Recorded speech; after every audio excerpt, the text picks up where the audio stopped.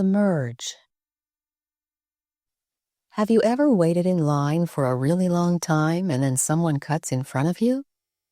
If so, how did you feel?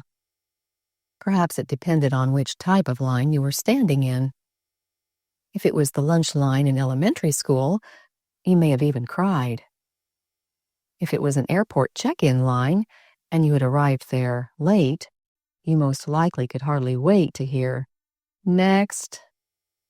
So if someone went up before you to be next, you'd be vexed. And you may have missed your flight. And again, may have even cried. If it was a line to take a driving test, unready for, then maybe you weren't so eager to be next.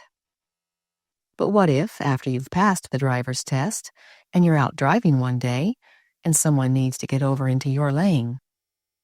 If letting that lone car come over wouldn't terribly affect your speed, then I assume that you'd likely be gracious and let the car proceed. If you're the one in the lane that's soon to end, do others let you cut in? We know that their choice shouldn't affect ours, but maybe it does? What if you're in slow-moving traffic that needs to merge because one lane is closed due to construction? Do you typically let those in the closing lane cut in? Similarly, on the road of life, if you're in the good line of traffic, do you typically let others cut in? Have we ever been on the bad road and others let us cut in? One entire road is closed, the sinful broad road that leads to eternal destruction. Instead of taking a detour, potentially getting lost, travelers need to merge onto the narrow way.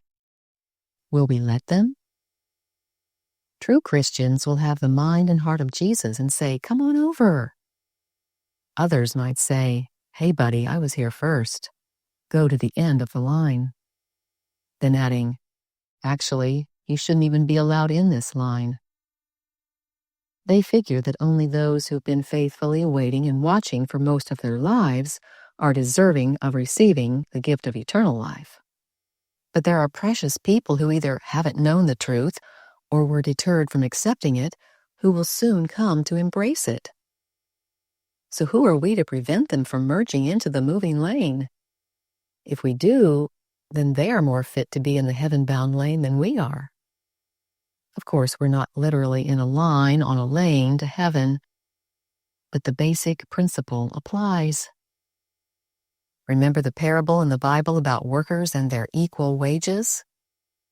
Those who had been working all day scowled when others who were hired near the end of the day got the same pay.